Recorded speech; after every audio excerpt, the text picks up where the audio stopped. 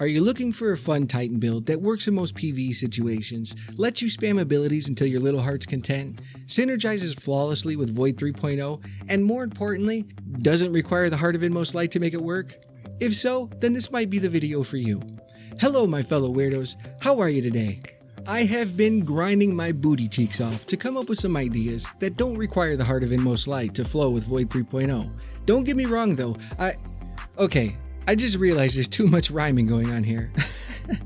Alright, long story short, I love the heart of Inmost light, but I feel us Titans are getting a little pigeonholed when it comes to Void 3.0 and this exotic, because it's all you see now. I'm hoping to change that a bit by offering up some alternatives so we can still spam abilities without requiring the Inmost light. So without wasting any time, let's get to this build so you can get out there and pillage more Hive and Scorn villages like we were meant to do. The first thing we need to talk about is the Void subclass.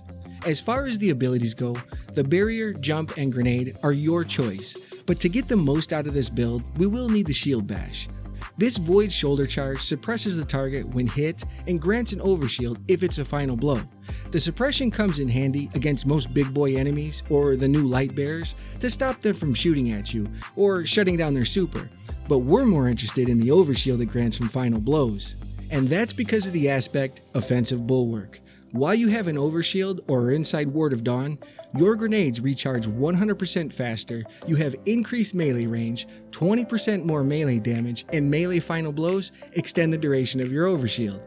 To further help this overshield along, we're going to pair it with the fragment Echo of Persistence. This fragment extends the overshield duration by another 50%. This way we have more uptime on the overshield between groups of adds, and to help recharge our grenades because we're probably going to kill them all fast and then we'd have to start the whole process over again. Nobody wants that. But something Offensive Bulwark doesn't mention in its description is that while you have an overshield, your non-charged melee counts as a charged melee. Sort of. It counts when it comes to things like creating elemental wells from melee Wellmaker, or avoid abilities to activate Controlled Demolition, and that just so happens to be the next aspect on the list. Controlled Demolition makes enemies volatile from hitting them with void abilities or the explosion itself to create more explosions. So you can create more explosions. To create more, well, you get the hint. Lots of explosions. If you're near the enemy during all these explosions, it heals you just like the Void Detonators did on the old Middle Tree subclass. It somewhat acts like Devour on the healing part without actually equipping Devour. Because we are using Controlled Demolition to heal us from Void ability kills, and we will be using lots of melees, a good fragment to pair with this is Echo of Exchange. This fragment gives us 15% grenade energy from melee final blows, so we can throw more grenades to help heal us when we don't have a charged melee. That 15% you receive from melees also applies to that uncharged melee we were just talking about while you have an overshield active because of Offensive Bulwark. The uncharged melee is still technically an ability kill. Another great fragment to add to this is Echo of Remnants. This extends the lingering effect of your grenades if you're using Vortex, Void Wall, Spike, or Axion Bolt. And for this build, I would recommend Vortex, but it's not necessary. And the last fragment, I've been kind of up in the air about. If you've seen my most recent video, then you know I'm starting to question whether Titans need Echo of Expulsion while using Controlled Demolition, because I don't really notice a big difference with or without it.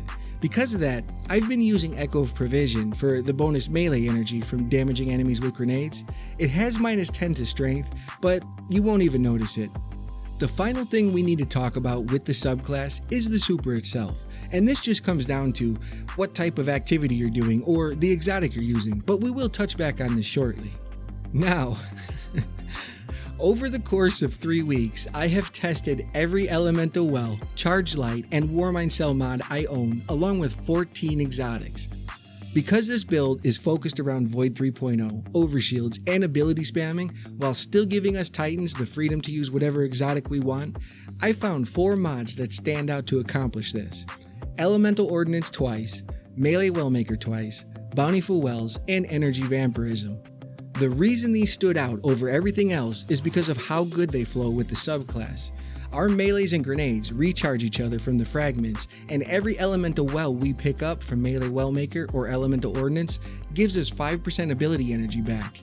And since we are double stacking Melee Wellmaker and Elemental Ordnance, Bountiful Wells will create 3 wells on every charged melee or grenade kill instead of 2. and the artifact mod, Energy Vampirism, gives us energy to our least charged ability when we suppress a target with our shield bash or kill them to get an overshield.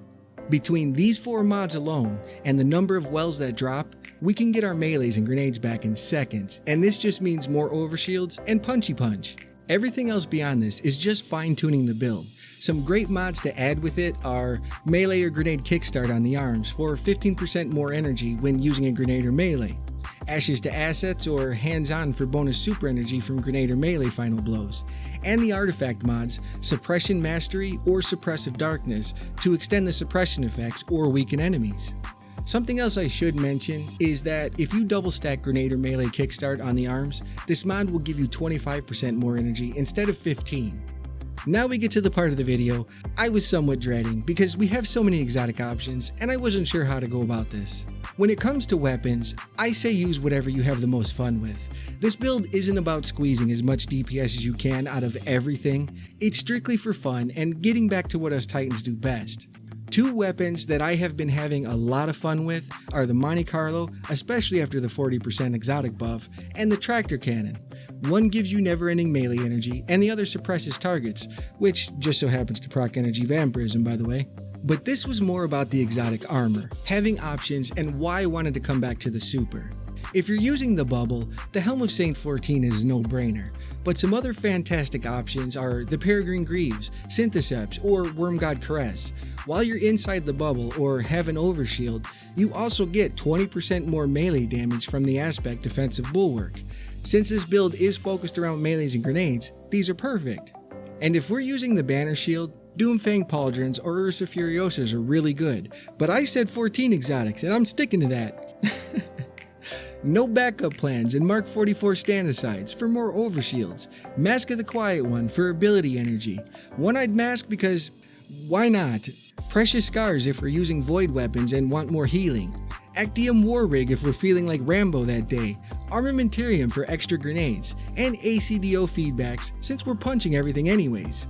I wanted to put Severance Enclosure on this list because I love that exotic, but the explosion this chest piece creates cancels out the void detonators or kills the ads before the volatility attaches, so it doesn't work so great.